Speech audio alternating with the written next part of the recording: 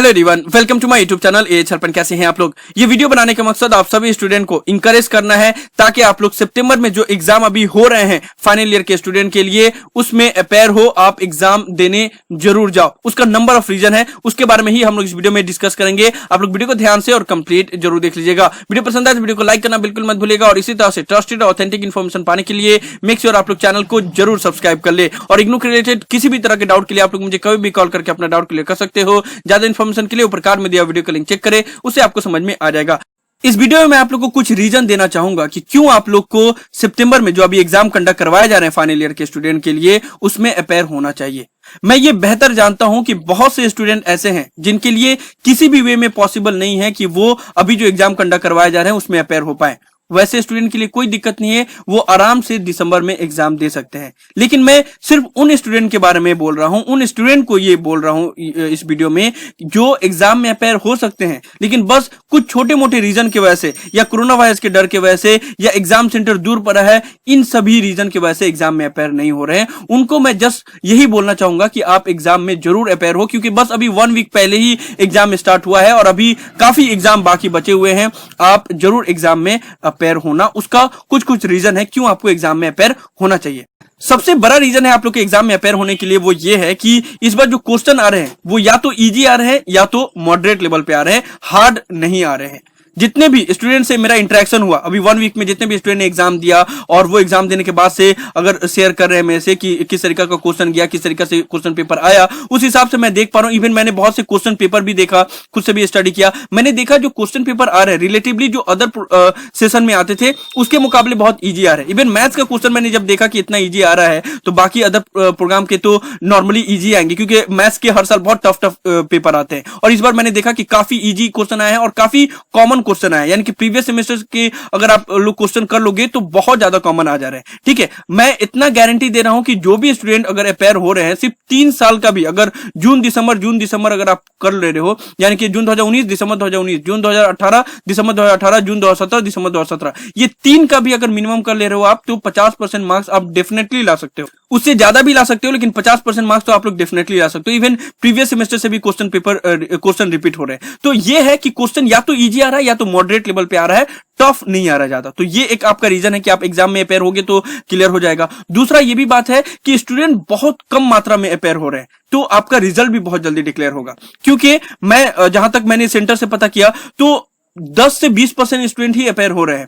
3 lakh student appear होने के लिए एलिजिबल हैं, जिस तरीके से वीसी ने स्टेटमेंट दिया था कि इस बार फाइनल ईयर के स्टूडेंट टोटल 3 लाख हैं करीब। ठीक है, उतना अपेयर हो रहे हैं। और उसमें से आप लोग को अंदाजा नहीं होगा कि सिर्फ ज्यादा से ज्यादा अगर होगा तो 30 से 40 हजार स्टूडेंट ही अपेयर हो पाएंगे, क्योंकि मैंने कुछ सेंटर में देखा कि वहां पे 200 का कैपेसिटी है स्टूडेंट का और वहां पे स्टूडेंट आए हैं सिर्फ 3, 4, 5 ऐसे। बहुत से स्टूडेंट बता रहे हैं कि पूरे एग्जाम हॉल में सिर्फ 9 स्टूडेंट थे, सिर्फ 5 स्टूडेंट थे। तो इस तरीका से स्टूडेंट अपेयर कर रहे हैं। तो जाहिर सी बात है क्वेश्चन पेपर बहुत अगर कम रहेगा, आंसर शीट चेक करने के लिए बहुत कम होगा, तो आप लोग का रिजल्ट भी जल्दी डिक्लेयर होगा। तो ये भी एक फायदा है। उस पर से यूजीसी ने बहुत से गवर्नमेंट को लेटर भी लिखा है कि आप रिजल्ट 31 अक्टूबर या उससे पहले डिक्लेयर कर दो। ये आप लोग की स्क्रीन के ऊपर जो एक लेटर है वो मेघालय गवर्नमेंट को भेजा गया। ये जो लेटर है वो वेस्ट बंगाल गवर्नमेंट को भेजा गया है, जिसमें स्टेट गवर्नमेंट ने बोला है कि हम सितंबर एंड तक एग्जाम कंडक्ट नहीं करवा सकते, तो हमें मौका दिया जाए कि हम अक्टूबर में एग्जाम कंडक्ट करवा पाए। क्योंकि सुप्रीम कोर्ट ने बोला था कि यूजीसी से परमिशन लेने के लिए, तो यूजीसी ने परमिशन दे दिया कि 18 अक्टूबर तक आप एग्जाम कंडक्ट करवाओ। मेघालय गवर्नमेंट को बोला है कि आप 16 अक्टूबर तक एग्जाम कंडक्ट करवा सकते हो, लेकिन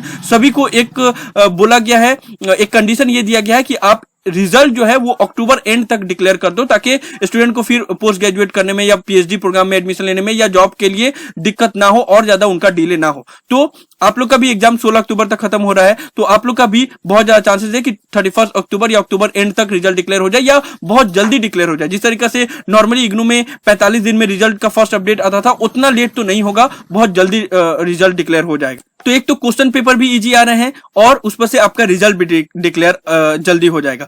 तीसरा रीजन ये भी है कि जब भी कम पेपर होते हैं चेकिंग के लिए तो मार्क्स बहुत अच्छे आते हैं और पेपर चेकिंग बहुत अच्छे तरीके से होता है, क्योंकि अर्ली डिक्लेरेशन ऑफ रिजल्ट के लिए जितने भी स्टूडेंट अप्लाई करते हैं तो कभी किसी का मार्क्स से अनसेटिस्फाइड मैंने नहीं देखा कि मेरे मार्क्स बहुत कम आ गए हैं अर्ली डिक्लेरेशन ऑफ रिजल्ट के लिए अप्लाई करने के बावजूद। क्योंकि जब भी अर्ली डिक्लेरेशन ऑफ रिजल्ट के लिए कोई भी स्टूडेंट अप्लाई करता है और जब उनका चेकिंग होता है तो बहुत कम मात्रा में पेपर आते हैं, तो उनका मार्क्स बहुत अच्छा आता है और पेपर चेकिंग बहुत अच्छे से होता है, ये मैंने देखा। तो ये सभी रीजन है जिसकी वजह से आप एग्जाम में अपेयर जरूर होना, ताकि आपका पेपर क्लियर होने का ज्यादा चांसेस रहेगा as compare to other program में अगर आप अपेयर होते तो ठीक है। उसके बाद से ये भी है कि जो स्टूडेंट जस्ट एग्जाम सेंटर दूर है उस वजह से अगर अपेयर नहीं हो रहे हैं तो मैं आप लोग को बता दूं कि एग्जाम सेंटर चेंज अलाउ किया जा रहा है। इवन बहुत से स्टूडेंट का एग्जाम सेंटर चेंज हुआ है। वो एग्जांपल के तौर पे आप देख पा रहे हो कि कुछ स्टूडेंट का देखो यहाँ पे डुप्लीकेट हॉल टिकट इशू किया गया है। इस तरीके से आप लोग का नॉर्मल हॉल टिकट रहता है और ये स्टूडेंट का डुप्लीकेट हॉल टिकट रिलीज किया गया, न्यू सेंटर चेंज करके उसके बाद से न्यू सेंटर दे दिया गया,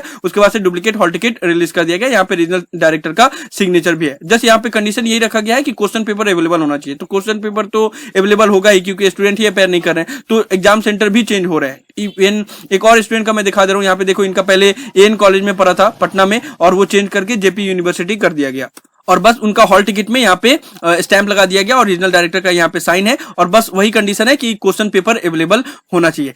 एग्जाम सेंटर चेंज करने के लिए बस आपको अपने आरसी को रीजनल सेंटर को मेल करना होगा। आरसी कोलकाता का आरसी कोलकाता @ignou.ac.in है, आरसी पटना है, आरसी दिल्ली 1 है, आरसी देवघर है, जो भी है आपका आरसी बस वहां पे आपको मेल करना होगा। ये है मेल का फॉर्मेट। सब्जेक्ट में लिखना होगा want to change exam centre और यहाँ पे जो मैंने लिखा है उसको मैंने ऑलरेडी डिस्क्रिप्शन में दे दिया है, कॉमेंट सेक्शन में भी मिलेगा और टेलीग्राम चैनल पे भी आप लोग को मिल जाएगा। आपका जो रीजन है वही आप लोग रीजन वहां पे लिख देना और उसके बाद से यहाँ पे मेल करोगे तो चेंज हो जाएगा। एक्चुअली दिक्कत क्या हो रहा है कि स्टूडेंट मेल तो कर दे रहे हैं लेकिन उसके बाद एक बार मेल करके बैठ जा रहे हैं, इसलिए उनको रिप्लाई नहीं आ रहा है। लेकिन इग्नू में क्या होता है, बहुत बार इग्नू में थोड़ा सा अलग अलग कंडीशन रहता है। इग्नू वाले पता नहीं उनका ईगो है या क्या है, एक बार में रिप्लाई करते ही नहीं कभी। तो आप लोग को करना ये है कि आपने मेल कर दिया, मेल करने के बाद से 2-3 घंटा के बाद से यहाँ पे फिर से आप लोग सब कुछ वही रखना और सब्जेक्ट में जो आप लोग want to change exam centre रखा है ना, वहां पे बस एक चीज ऐड कर देना, रिमाइंडर 1। ठीक है, उसके बाद से फिर वो लोग रिप्लाई नहीं करेंगे तो फिर रिमाइंडर 2 और फिर इसी मेल को भेज देना। ठीक है, अगर फिर भी ना मेल करे तो फिर रिमाइंडर 3 करके मेल कर देना। बस यही करना है आपको 3-4 घंटा के अंदर, दिन भर में रिमाइंडर 1, 2, 3, 4 इसी तरीके से करके मेल करो। एक मरतबा वो लोग मेल देख लेंगे तो डेफिनेटली आपका एग्जाम सेंटर चेंज हो जाएगा अगर सीट अवेलेबल हुआ तो। और आप लोग प्रूफ के तौर पे भी देख पा रहे हो कि बहुत से स्टूडेंट का एग्जाम सेंटर भी चेंज हुआ है। तो ये भी प्रॉब्लम आप लोगों का खत्म हो गया कि एग्जाम सेंटर भी चेंज अलाउ किया जा रहा है। एक और लास्टली ये भी है कि बहुत से स्टूडेंट को डर लग रहा है कि पता नहीं एग्जाम सेंटर में सभी चीज को फॉलो किया जाएगा या नहीं। जितने भी एसओपी रिलीज किए गए हैं, चाहे यूजीसी की तरफ से, चाहे हेल्थ मिनिस्ट्री की तरफ से या गवर्नमेंट ऑफ इंडिया की तरफ से, तो मैं आपको बता दूं कि ज्यादातर एग्जाम सेंटर में एटलीस्ट मास्क पहना जा रहा है, सभी स्टूडेंट मास्क पहन रहे हैं। दूसरा ये भी बात है कि हैंड सैनिटाइजर का यूज हो रहा है, बहुत जगह पे थर्मोगन का यूज हो रहा है।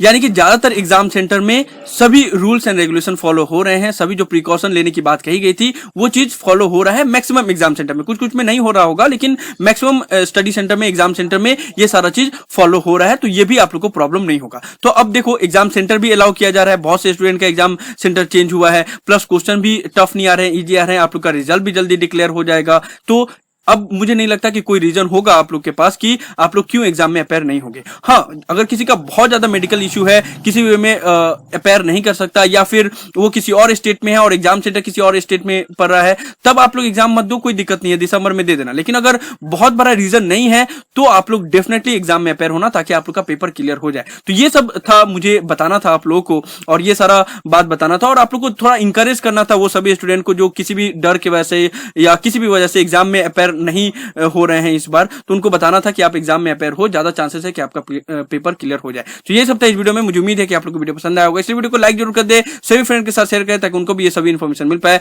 किसी भी तरह के डाउट के लिए आप लोग नीचे कमेंट बॉक्स में लिख सकते हैं या मुझे डायरेक्टली कॉल करके भी अपना डाउट क्लियर कर सकते हो। अगर आप लोग चाहे तो एचआर चैनल को सपोर्ट भी कर सकते हो, उसके लिए भी इंस्टा मोजो का डायरेक्ट लिंक डिस्क्रिप्शन में दिया हुआ है। साथ ही साथ सभी सोशल मीडिया प्लेटफॉर्म पे भी मैं अवेलेबल हूं, चाहे वो इंस्टाग्राम हो, टेलीग्राम हो या ट्विटर हो, सभी का लिंक डिस्क्रिप्शन में दिया हुआ है। So thank you so much for watching this video. Have a awesome day. Thank you so much.